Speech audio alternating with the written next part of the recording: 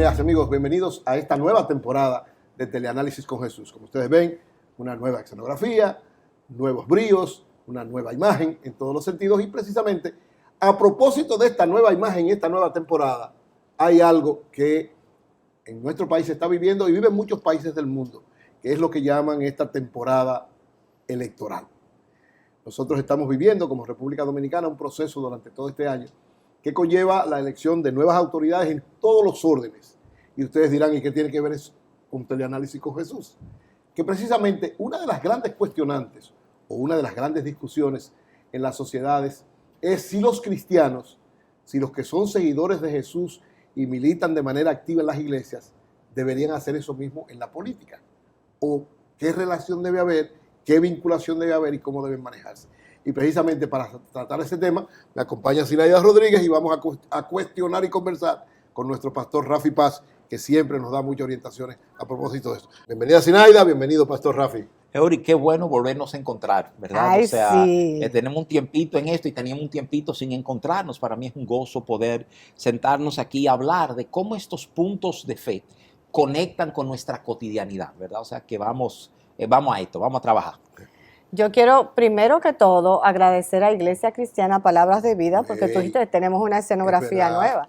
Así que gracias a la Iglesia Cristiana Palabras de Vida y su pastor Rafi Paz, que nos ha cedido la oportunidad de hacer Teleanálisis con Jesús aquí, en lo que es nuestra iglesia.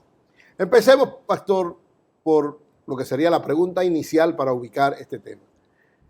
¿La Biblia en algún momento habla de política? ¿En algún momento, en algún lado de la Biblia se habla propiamente del ejercicio político, de las autoridades, de una serie de cosas que tienen que ver con esto? Mira, Eury, la verdad es que gente se sorprende, ¿verdad? Cuando descubren que la Biblia básicamente cubre muchísimos temas de la vida cotidiana del ser humano. Y si queremos ser, déjame acercarlo de esta manera, ¿verdad? O sea, la Biblia, a partir de Génesis capítulo 12, en esencia nos narra la historia del pueblo de Israel. Y al hablar de la historia de Israel, cubre una serie, por así decirlo, de temas que tienen que ver con el manejo no solamente social, ¿verdad?, sino político de la nación. Mira, si queremos ser técnicos, la famosa ley, la ley de Moisés, ¿verdad?, que rige, es lo que gobierna el Antiguo Testamento, ¿verdad? O sea, esa ley, que realmente es mucho más que los 10 mandamientos que nosotros conocemos, la ley realmente está compuesta por un grupo de unas 513 a 531 ordenanzas. La variación en número es que diferentes rabinos subdividen algunas categorías, ¿verdad? Pero el tema es que esa famosa ley está dividida en 3 partes. Hay una ley que tiene que ver y gobierna las ceremonias religiosas, hay una ley moral y entonces hay una ley civil.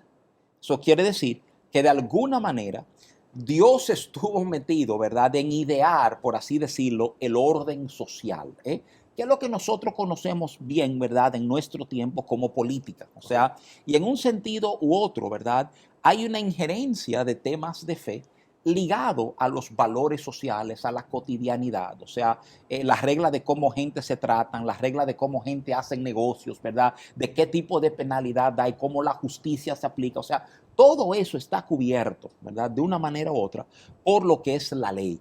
Y en ese sentido, ¿verdad?, puedo decir con cierta firmeza, sí, absolutamente, la Biblia retrata estos momentos, tú sabes, o sea, de vida social y de vida política. A sumar a eso, inclusive, o sea, sumando a ese tema de la ley, la Biblia contiene, ¿verdad?, una narrativa histórica. A lo largo de la Biblia nosotros vemos el encontronazo entre reinos. O sea, nosotros vemos cuando el imperio babilónico invade a Judea, ¿verdad?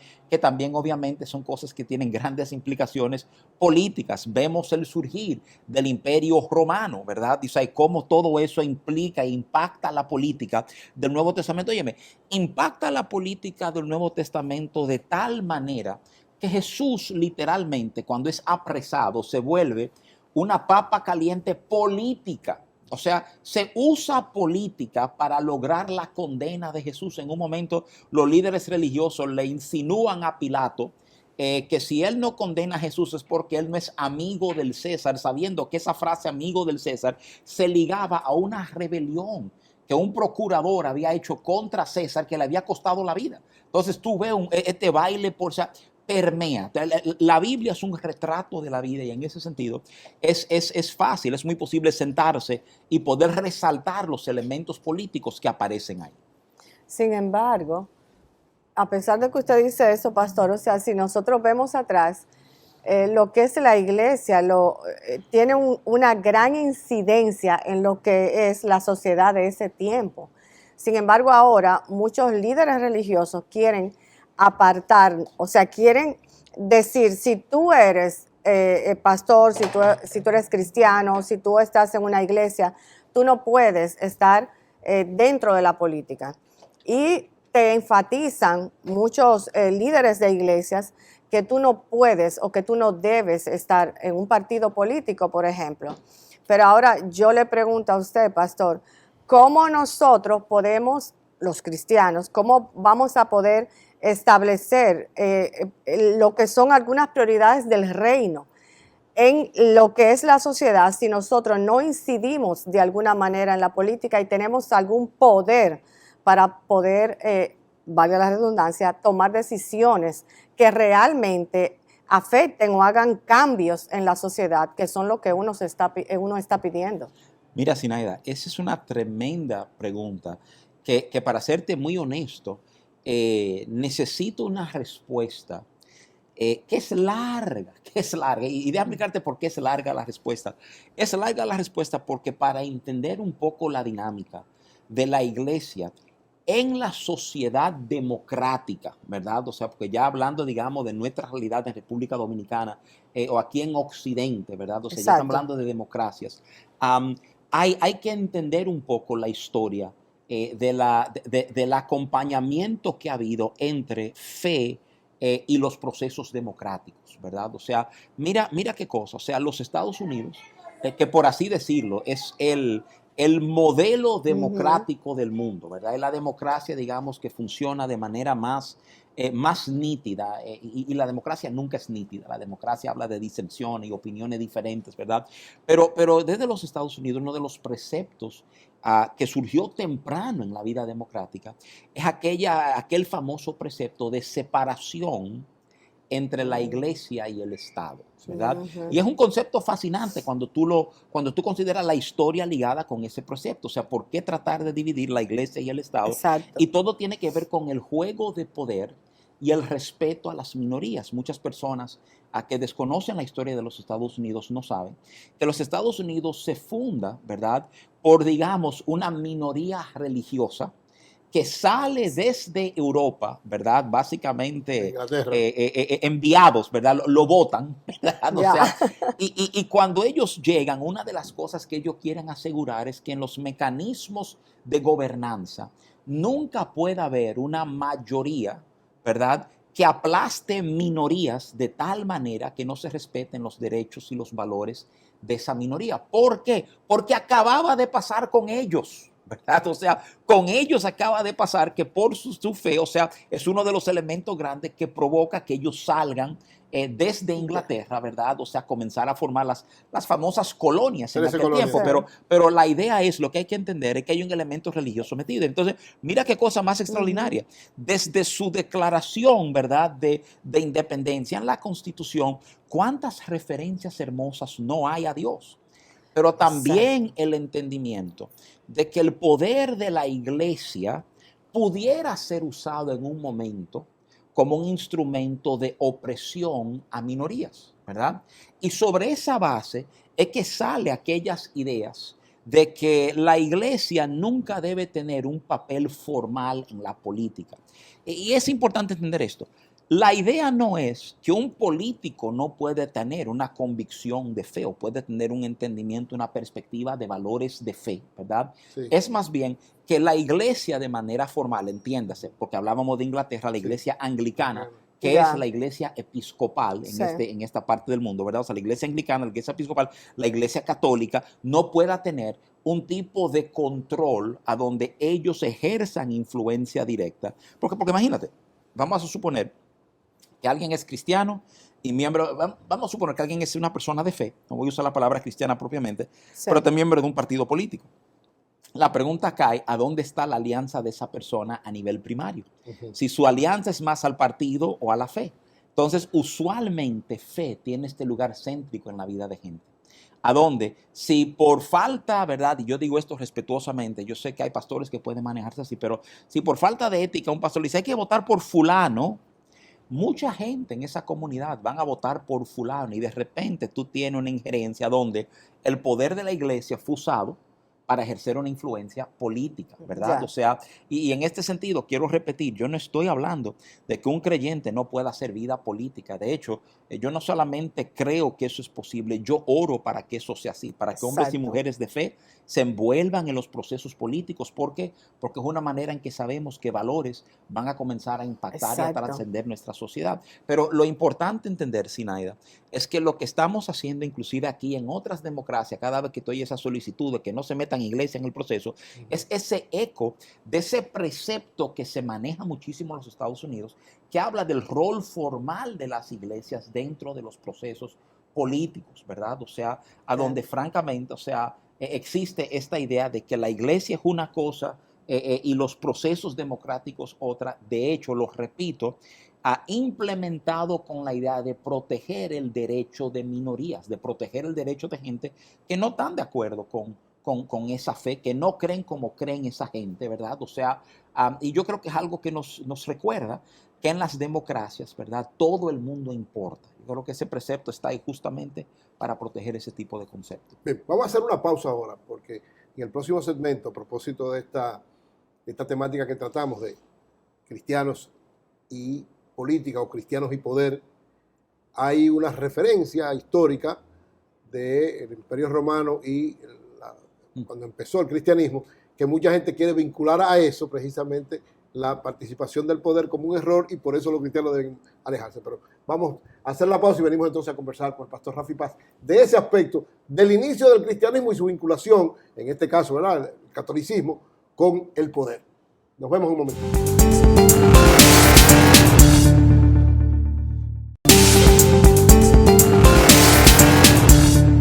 Continuamos con este programa especial a propósito de los cristianos y la política. Pastor, históricamente, y sobre todo mucha gente usa ese argumento para decir que, en el caso del catolicismo sobre todo, y de Roma y de todo el poder político que tiene el Vaticano, que Constantino en un momento usó a los cristianos para fortalecer su poder político y de ahí en adelante quedó entonces, en específico, lo que tiene que ver con el catolicismo, pero en sentido general, los cristianos vinculados a la política. ¿Es así realmente?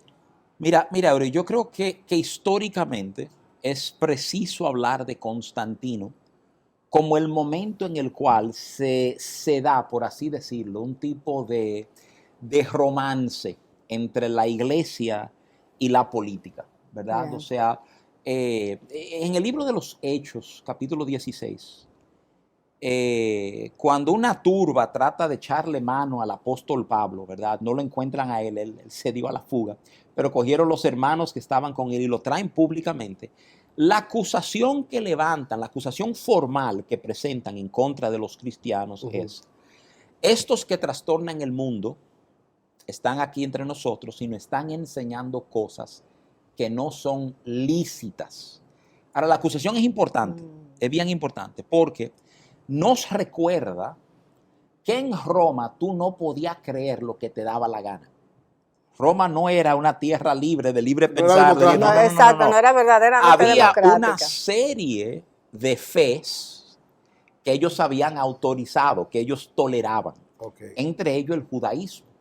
De hecho, algunos expertos dicen que el cristianismo llegó a florecer porque Roma fue lento en percibir que el cristianismo era algo diferente al judaísmo. Lo veían como un tipo de secta del judaísmo hasta más o menos finales del siglo I, a donde se dan cuenta entonces esto es algo completamente diferente y se comienzan a desatar las primeras persecuciones, digamos, a gran escala en contra de los cristianos, ¿verdad? O sea, pero me urge resaltar eso porque durante los primeros 2 siglos, los primeros 3 siglos del cristianismo, en esencia, el cristianismo, mira qué paradoja, florece en medio de un contexto político, social e histórico antagónico al cristianismo. Tú tienes un Nerón que después del fuego de Roma culpó a los cristianos por el fuego de Roma. ¿Tú me entiendes? O sea, un Domiciano, o sea, que desata una persecución masiva en contra de los cristianos. De ser perseguidos los cristianos, de ser perseguidos en el año 313, tú vas a ver de mano de Constantino el famoso edicto de Mileto, el edicto de tolerancia, a donde ya el cristianismo no solamente es validado, sino que se supone, ¿verdad? La historia nos enseña que Constantino tuvo una visión en campo de batalla, que supuestamente se convierta al cristianismo. Entonces imagínate, ¿verdad? O sea, si el jefe se convierte, todo el mundo se convierte también. El cristianismo pasa de ser una religión perseguida, enemiga de la sociedad, a ser literalmente, ¿verdad?, favorecida. Muchos critican y muchos historiadores tienen mérito en estos escritos, o sea, que todo esto es un tigueraje de parte de Constantino. Que Constantino, al darse cuenta del crecimiento del cristianismo, entiende que es favorable tenerlo de aliado, ¿verdad? Y no de complicado. Pero sin lugar a duda, con Constantino o sea, porque para este momento, cuando estamos hablando de Constantino, hay que entender que Roma ya va en franca decadencia. Ya el poder político realmente le pertenece a Constantino, y Constantino, de nuevo, por todo indicador, ¿verdad?, que tú tomas históricamente, era un tipo muy vivo, muy en el asunto, o sea, y logra consolidar poder político. Solo que a esta altura él también se comienza a dar cuenta de la realidad de que no va a haber real poder, mira qué cosa, no va a haber real poder político si no hay algún tipo de control sobre esta gente de la fe, sobre la iglesia, ¿verdad? ¿Y en qué momento se rompe el matrimonio? El matrimonio comienza a tener problemas serios cuando los obispos de Roma se van a oponer a que el centro de la iglesia sea Constantinopla y no Roma más. Ahí entonces realmente digo, señores, estamos hablando de procesos históricos bien complejos de una manera general, ¿verdad? Pero ahí es que comienza a decaer, inclusive ahí comienzan a surgir otras iglesias, como las iglesias ortodoxas, ¿verdad? O sea, a partir de muchos de los líos que comienzan a darse entre Constantinopla y Roma, ¿verdad? O sea, pero sin lugar a duda, es con Constantino que vemos esa actitud magna hacia la fe, ¿verdad? Cosa que debo decir, Eury, o sea, yo sé que muchas personas, muchos creyentes, muchos líderes cristianos, anhelan que alguien cristiano sea el que gobierne, ¿verdad? Que sea, pero es curioso que cuando miramos hacia atrás históricamente, cada vez que ha gobernado, ¿verdad?, una persona cristiana, los resultados no han sido lo noble, lo bueno que uno pensaría que debieron haber sido. Sí, inclusive, hay muchos libros escritos, pero estoy pensando en uno ahora mismito, de autoría justamente del pastor Tim Keller, que él hace el comentario, ¿verdad?, de que cuando el cristianismo se hace la religión oficial, de repente todo el mundo se hace cristiano. Oye, sea o no que tengan una convicción de fe, sea o no que tengan una relación real con el Señor, ya hay que decir que tú eres cristiano, porque eso es lo que los jefes están hablando y lo que los jefes están promoviendo y lo que los jefes están... Entonces, la pregunta es, si estar en esa posición de autoridad es o no conveniente a la fe, ¿verdad? O sea, porque si lo que va a pasar es que todo el mundo se va a adherir porque, digamos, es la moda del momento, realmente eso no termina diluyendo la fe más que fortaleciéndola. ¿Tú me entiendes? Yo creo que son de los debates que muchos sociólogos y antropólogos han tenido, y no solamente del cristianismo, sino de otras fe. O sea, nosotros sabemos, ¿verdad?, que, por ejemplo, el Islam se maneja de la misma forma en el sentido de que tiene mandato de gobernanza. O sea, y hay muchos países que sabemos que existe la ley Sharia, entiéndase. Cuando oye ley Sharia, te está diciendo, espérate, el Corán, lo que dice el Corán es lo que gobierna esta tierra, ¿verdad? O sea, y los resultados, obviamente, tampoco han sido extensamente positivos, ¿verdad? Entonces, yo creo que son de las preguntas que es bueno hacerse, ¿verdad? Claro. Y mirando con un ojo puesto hacia la historia, porque hay modelos históricos. Conocemos países latinoamericanos que han elegido presidentes cristianos, ¿verdad? O sea, y algunos de ellos han terminado en posturas y en posiciones sumamente difíciles, ¿verdad? O sea, al salir de sus mandatos. Yo creo que son de esos puntos que, de nuevo, vale mucho la pena explorarlo con gran cuidado. Nos ha dado una lección de historia el pastor, mamacita. Pero a propósito déjame decirle algo, porque estabas hablando del poder y de presidentes y cristianos, y pensé en el fenómeno de este momento, en Nayib Bukele, el presidente de El Salvador, que se declaró que es un hombre que conoce al Señor, que lo aceptó como su Señor y su Salvador, que no milita no tiene militancia de iglesia, pero sí tiene una relación personal con Dios. Dice él. Eso ha dicho él en declaraciones que ha dado. Pero ha sido como un gobierno que mucha gente lo apoya, pero mucha gente también está en contra. Parece ser que el presidente Bukele es de estas figuras polarizantes, de esta figura como que la gente no son neutra a él, o tú eres muy a favor de Bukele o muy en contra de Bukele, ¿verdad? Y hablando, obviamente nuestro centro no es hablar de Bukele, pero un detallito, claro, yo creo con todo eso, uno como pastor, como hombre de fe, como persona que ha manejado y conocido las verdades que la Biblia habla, yo siempre tengo ciertas reservas cuando oigo de personas que están viviendo una relación con el Señor, pero a su manera. ¿Tú me entiendes? Te dice, mira, sí, yo tengo una relación, pero yo no voy a la iglesia. O sea, dice, pero. O sea, porque hay cosas que la Biblia dice, la Biblia, ¿verdad? No son sugerencias. Ese es mi punto. O sea, hay mandatos en la Biblia, ¿verdad? Si tú eres una persona de fe, tú vas a estar conectado a una iglesia, exacto, ¿verdad? De Hebreos habla de no dejar de congregarnos, correcto, como algunos tienen por costumbre. Entonces, cuando tú ves gente que habla... el cristianismo a su manera, como ellos creen y no como dice la Biblia. Entonces, son temas, tú sabes, o sea, que es digno de tenernos y explorarlo con cuidado, ¿verdad? Porque lo que uno entiende, ¿verdad? Sobre todo, conociendo los dichos de Jesús, que el que le ama guarda sus palabras, el que le ama va a hacer lo que él ha pedido que se haga. Y de nuevo, yo creo que hay muchos modelos, y curioso, porque realmente conecta con el tema, no solo a través de Bukele, sino muchos otros políticos que en un momento han confesado una experiencia de fe, pero entonces tú no necesariamente ves coherencia entre esa declaración de fe y los modelos que hay en sus vidas, ¿verdad? O sea, yo creo que eso es digno también de uno entender. A propósito de esto, del marco histórico, vamos a venir al marco presente concreto. Okay. Y vamos a hacer una pausa en el próximo segmento. Vamos a hablar entonces de los candidatos de este tiempo y en este país que tienen alguna propuesta política o participan en un partido político, pero al mismo tiempo son militantes cristianos. Vamos a hablar un poquito de eso después de esta pausa.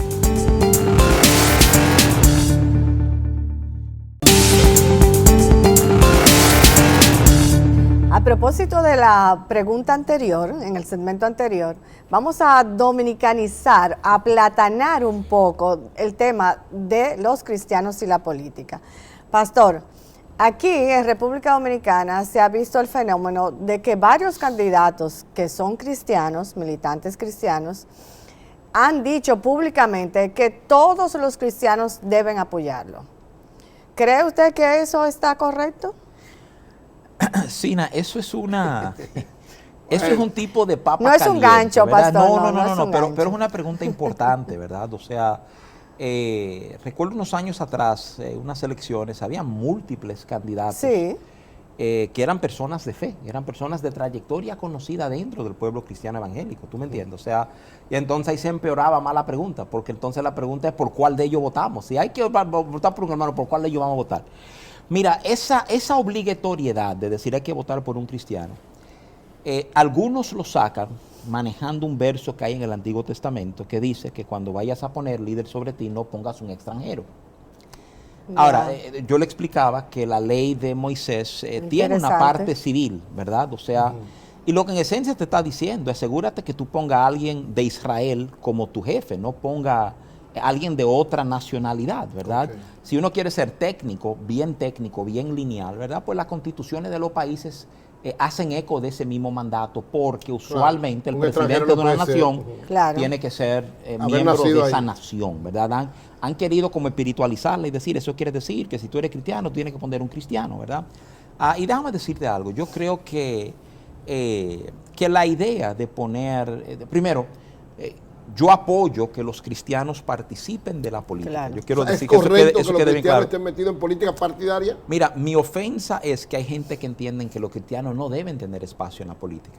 Y mi ofensa con eso es poner, ¿por qué no? No somos miembros de la misma sociedad, no pagamos nuestros impuestos, no debemos tener los mismos derechos que tiene cualquiera, ¿verdad? O sea, yo entiendo que sobre todo en sociedades democráticas hay un espacio para la fe, para gente de fe, y qué bueno que hay gente de fe que tiene la valentía Claro. de expresar lo que creen y de poder inclusive articular con precisión por qué este punto de vista de fe le hace un bien a nuestra sociedad. Ahora, lo otro que quiero decir es que no creo que ser un hombre o una mujer de fe es el único requisito para ser un líder o un ejecutivo, ¿verdad?, estatal, un funcionario del gobierno correcto, ¿verdad? Hay un nivel de preparación que se requiere, es un trabajo técnico, ¿verdad? O sea, recuerdo mucho el ejemplo que hace años, desde años he utilizado para resaltar ese tema, cuando digo, mira, si tú tienes un pariente muy amado enfermo, tu esposa se enferma, diagnostican un cáncer, ¿verdad? Y hay dos opciones de médicos para atenderla. Uno, que es un hermano, ¿verdad?, de la iglesia, que se acaba de graduar de cirujano, recién graduado, pero es un muchacho de fe. O un veterano que tiene 25 años operando este mismo tipo de cáncer. Claro. Entonces tú tienes que preguntar, ¿quién tú quieres que te opere? Claro. Y te voy a decir un asunto. Yo quisiera que el médico que me operara fuera una persona de fe. Pero en ese momento, más que la fe, necesito la destreza del técnico. Ahí es tu fe la que vale. Es la cosa, tú me entiendes. Entonces, mi tema ahí es entender que cuando hablamos de cristiano en política, hay un pobre argumento al decir, yo soy tu hermano, tú tienes que votar por mí. O sea, eso es un pobre argumento. Dame bases, dame razones. Tú tienes un plan de gobierno. ¿Cómo tú vas a enfrentar la delincuencia? Tú entiendes el manejo de macroeconomía. Porque si tú entiendes que Dios te ha llamado a esto, yo entiendo que tú te vas a preparar para esto, ¿verdad? O sea, y la verdad es que muchas veces cuando tú te sientas a hablar con personas que tienen aspiraciones políticas, pero son personas de fe, hay un elemento medio místico metido de por medio, donde dice, no, pero que si tú votas por mí ganamos, esto va a ser el reino de Dios, aquí todo va a estar bien. Recuerdo muchos años atrás alguien decirme, no, el día que yo sea presidente, el peso y el dólar van a amanecer a la par. ¿Tú me entiendes? Que dice, pero ven acá, perdóname, o sea, y tú entiendes eso del manejo de divisas y cómo los precios de las monedas se fijan, ¿verdad? O sea, yo no estoy ignorando que en un momento del Antiguo Testamento ciertamente precios se desplomaron porque Dios se envolvió en un proceso. Eso es parte del testimonio de lo que es la vida del profeta Eliseo. Pero la realidad del caso es que nos toca ser diligente cuando Dios nos ha llamado a algo. Uno de los ejemplos que celebro, y yo quiero que quede bien claro, es a mi hermano Dio Astacio. Dios salió ahora electo alcalde, ¿verdad?, de Santo Domingo Oriental.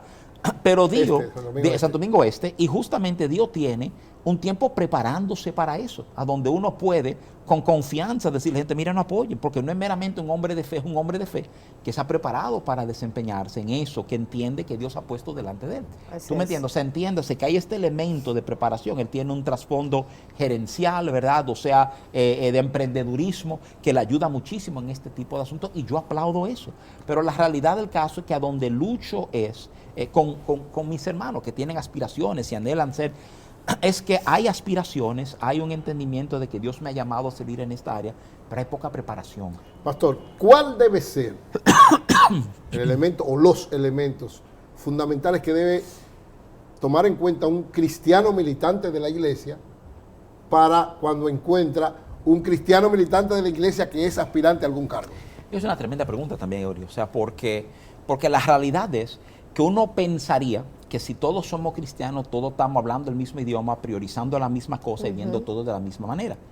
Y eso no siempre es cierto, no siempre es cierto. Yo conozco, por ejemplo, aún entre líderes del pueblo cristiano, cierta diferencia en el pensamiento sobre el tema de las tres causales. Exacto. O sea, lo conozco personalmente, Exacto. ¿verdad? O sea, ¿y qué tú vas a decir? Que porque alguien tiene una opinión un poco distinta al tuyo ya deja de ser cristiano, como algunos hacen en redes sociales. Oye, las redes sociales son fenomenales, para tú saber si tú eres cristiano, Sí. chequear las redes, porque te dicen Sí, fácilmente, atención. fulano no es cristiano, ¿tú me entiendes? O sea, la realidad del caso es que cuando encontramos personas que profesan ser gente de fe en política, yo creo que entonces tenemos un deber de averiguar cómo esta persona está viviendo sus principios de fe Excelente. en las propuestas que está haciendo, ¿verdad? O sea, yo creo que gente de fe, sus propuestas van a estar motivadas por la fe que ellos tienen, o sea, y yo creo que entonces hay una oportunidad de conocer, y por eso yo celebro la realidad de los debates que se han estado dando. Ya hemos tenido debates, ¿verdad?, para candidatos que aspiraban a las alcaldías, Sí. o sea, y se han organizado ya algunos debates Diputados, con aquellos que están buscando diputaciones, y senadores, vienen los senadores, y y viene viene el el presidencial también, o sea,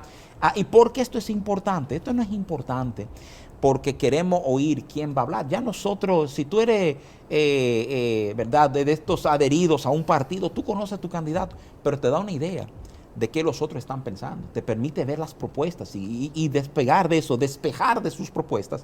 ¿Cuál es el fundamento? ¿Por qué quieren eso? ¿Verdad? Porque gente de fe se supone que van a plantear propuestas que están en línea con los temas de fe, ¿verdad? O sea, digamos, algunos de esos temas están muy en el tapete, son temas muy calientes, que si la ideología de género, justamente las tres causales, tú sabes, o sea, pero hay otras maneras en que nuestra fe puede quedar expresada en las propuestas que hacemos, ¿verdad? O sea, yo creo que es importante poder modelarle eso a una sociedad. Entonces yo creo que cuando oímos, yo no creo que debemos ser de esta gente ingenua, que porque alguien dice, pues yo soy cristiano, diga, mano, ¿para qué votar por esa persona? Porque dijo que es cristiano. No, déjame oír tu propuesta, y cómo los temas de tu fe están ligados a aquellos temas que son importantes para ti, aquellos temas que tú piensas promover o desarrollar, a formar un proyecto de ley sobre eso. O sea, ¿cómo se ve eso? ¿Qué es? ¿Verdad? O sea, y yo creo que es importantísimo, ¿verdad?, que como gente de fe tengamos ese nivel de diligencia con las cosas.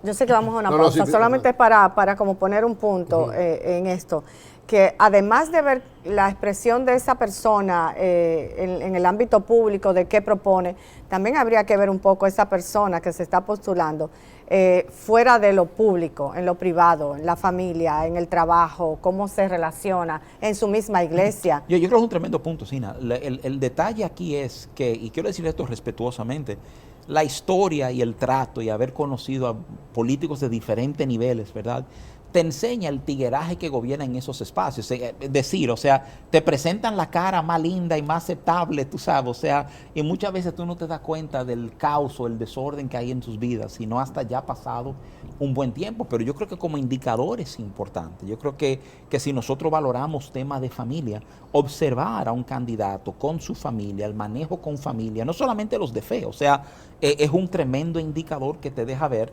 ¿verdad?, cómo valoran ciertas cosas y cuál probablemente sería el manejo de ellos frente a muchísimas diferentes circunstancias Así que el es. poder presenta, ¿verdad? O sea, que yo concuerdo contigo que de los temas que deberíamos poder observar más de cerca en la vida de los que se postulan para cargos públicos. Perfecto. Amén. Vamos a hacer una pausa y venimos entonces al segmento final de esta interesante conversación con el pastor Rafi Paz sobre los cristianos y la política. Nos vemos un momentito.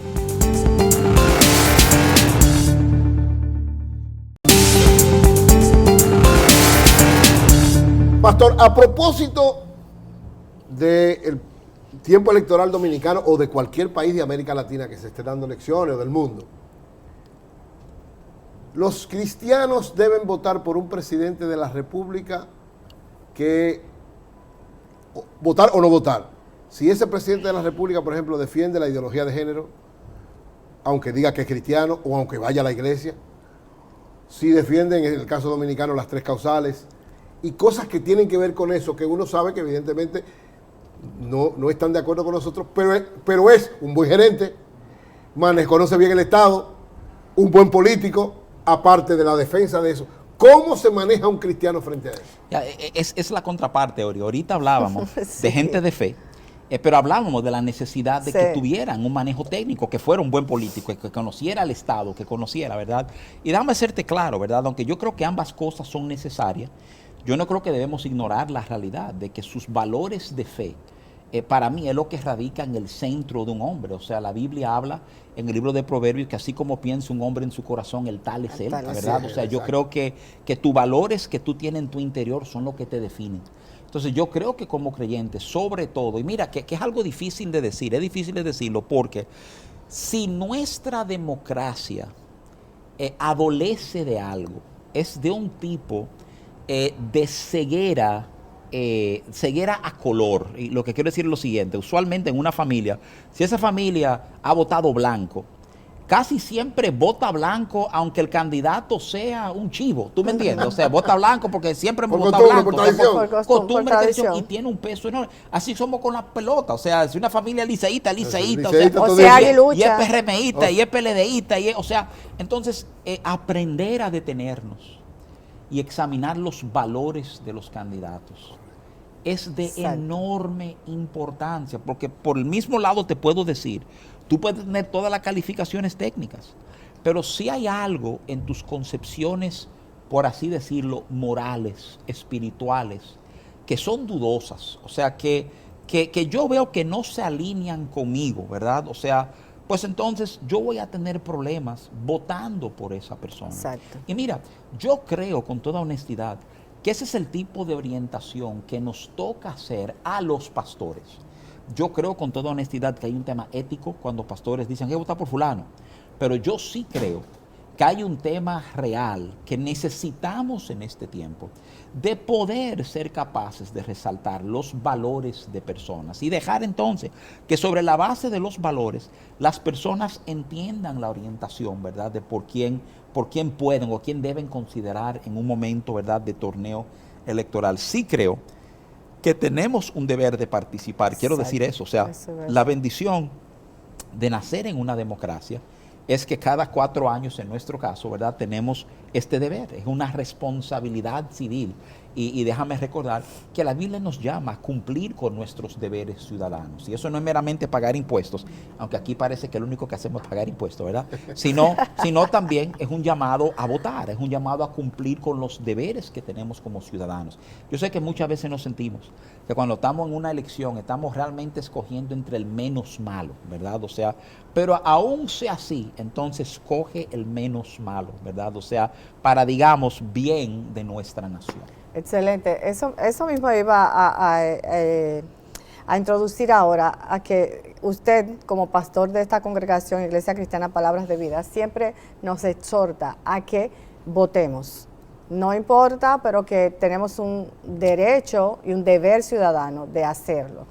A pesar de que en algunos momentos, como que los cristianos o nuestra parte de cristiano evangélico, ese sector del pueblo se reconoce o es conocido como siempre cerca de las elecciones, como que siempre hay una parte de los políticos que tienden a buscarlo para buscar esa es absolutamente cierto, Sina. O sea, hay y lo digo, ¿verdad?, atento a mí, o sea, hay como un tigueraje de la clase política, que cada vez que comienzan a acercarse elecciones, hay pues como muchas reuniones y llamados. Pastores prominentes, hay llamados, van a las asociaciones de pastores, a las entidades que agrupan y representan iglesias, para acercar. ¿Por qué? Porque entienden que las iglesias representan un sector importante de la sociedad y francamente saben también que hay iglesias a donde sí se baja rayas, dice que votar por fulano, ¿verdad? Entonces todo eso se ve y se trata de capitalizar en momentos electivos. Si los partidos fueran inteligentes, mantuvieran diálogos de continuo con la iglesia, para que la iglesia inclusive sea parte del diseño de sus planes y propuestas de gobierno, ¿tú me entiendes? Y no solamente buscarlo en tiempos electorales, porque, y esto puede sonar un poquito grosero, no somos tontos. O sea, nos damos cuenta que nos están buscando porque hay un interés, ¿verdad?, de un apoyo electoral, porque se están acercando o primarias o ya elecciones generales, ¿verdad? Y eso ha sido el baile por mucho tiempo, y francamente lo vemos, lo entendemos, sabemos que eso es lo que está pasando. Y probablemente los partidos que se refinen en eso primero y aprendan a acercarse y aprendan a compartir con iglesias y entender las preocupaciones y los valores que tienen las comunidades de fe, probablemente tengan más éxito en conseguir ese apoyo de esas organizaciones. No es correcto que un pastor o una congregación llame a sus miembros a votar por un candidato en específico? Mira, Ori, tengo mis reservas éticas con eso, ¿verdad? O sea, por múltiples razones. O sea, entre ellas, ¿verdad? Es el mismo uso, digamos, de poder. Yo soy amigo de varios pastores que entienden mucho como yo que hay un tema ético con eso y soy amigo de algunos pastores que sí mandan esa raya y dicen esto es lo que hay que hacer, ¿tú me entiendes? Y lo trabajan sobre la base de que hay que orientar gente y la gente no entiende y si se le dice claramente pues saben qué hacer, ¿verdad? O sea, aunque yo no comparto esa postura porque tengo mis reservas éticas con ella, o sea, entiendo que hay gente que se manejan de esa forma, ¿verdad? Mi reserva con eso de nuevo es que cuando uno examina un candidato, muchas veces estamos decidiendo si lo apoyamos o no sobre 2 o 3 frases que ha dicho, o 2 o 3 posturas que asume con algunos temas, sin entender que hay muchísimo otro tema en lo cual yo puedo estar en desacuerdo con el candidato, o sea, o en acuerdo con él, si acaso tuviera en desacuerdo con estos temas grandes. Y como no lo conocemos plenamente, de nuevo, es un tema de cómo se hace política en nuestro contexto. Normalmente no conocemos a los candidatos, no conocemos sus posturas, no conocemos sus valores. Entonces, al no conocer esas verdades, se hace muy difícil, entiendo yo, bajar una raya y decir hay que apoyar a fulano porque coincidimos con estos 2 temas. ¿Serán 2 temas suficientes para decir, bueno, todo el mundo debe apoyarlo, aunque a lo mejor el tipo, vamos a suponer, tú tienes un tipo que es anti ideología de género, ¿verdad? No está a favor de las 3 causales, pero tiene un proyecto de ley para promover bancas de apuesta a 2 manos, y quiere que repelen la ley seca que ya en cierto momento, después de cierto horario, no van a vender bebidas alcohólicas. O sea, entonces tú te encuentras con este tranque de que está bien, en esto 2 estamos de acuerdo, en esto no. Que de hecho, déjeme decirle, yo sé que estamos terminando y no estoy tratando de armar un lío, crear un problema, pero para mí fue mucho de lo que vimos, fuimos testigos oculares de lo que pasó con Donald Trump en los Estados Unidos. Wow, yo creo que sí, Donald Trump coincidió con el pueblo cristiano en 2 o 3 grandes temas. Así es. Y porque coincidió con los cristianos en 2 o 3 grandes temas, los cristianos le dieron un tipo de apoyo bárbaramente masivo, ¿tú me entiendes? O sea, a donde ni siquiera se atrevían a cuestionar algunas de las cosas altamente cuestionables. Claro. O sea, que el presidente Trump terminó haciendo o diciendo, ¿tú me entiendes? O sea, y yo no estoy, tú sabes, a favor o en contra de Trump, no es el tema que quiero resaltar es cómo por 2 o 3 temas pensamos, este es mi aliado, este piensa como yo, tiene todos mis valores, solo para darte cuenta en el tiempo que no es cierto, no comparte todos mis valores, ¿verdad? O sea, y yo creo que eso puede pasar aquí cuando tú te llevas simplemente 2 o 3 cosas lindas que dice un candidato. Y la gran mayoría hablan muy lindo, ¿verdad? O sea, hay que tener un discernimiento para escuchar. Sí. Bueno, pastor, llegamos al final y como siempre cuando terminamos este programa, queremos que usted, a quienes nos están viendo y nos han seguido hasta este momento, una oración a propósito precisamente de la responsabilidad de votar en estas elecciones o en cualquiera de las elecciones los cristianos. Claro que sí, Ori. Yo creo inclusive que la oración tiene un gran poder. Yo creo que inclusive en temas como estos que tienen que ver con el destino de nuestra nación, no hay más nada que podemos hacer, nada mayor, ¿verdad?, que orar. Vamos a orar un momentito, ¿verdad? Padre, te damos gracias porque confiamos en que tú tienes pensamientos de bien para nuestra República Dominicana. Y de una manera muy especial oramos que tú traigas entendimiento y luz a tu pueblo, que haya sabiduría en el momento de ejercer un voto. En primer lugar, pido una diligencia en votar, que seamos movidos, Señor, a ejercer este deber, a disfrutar el derecho que esta sociedad en la cual tú nos has colocado nos brinda, Señor.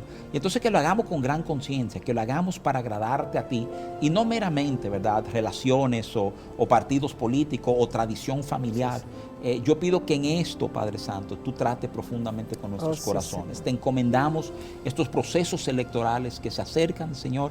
Danos paz en medio de todo esta turbulencia. Gracias te damos en el nombre de Jesús. Amén. Gracias, Zinaida. Gracias, Pastor. Siempre, y gracias a todos ustedes por haber estado con nosotros. Dios le bendiga y nos vemos en el próximo Teleanálisis con Jesús. Amén.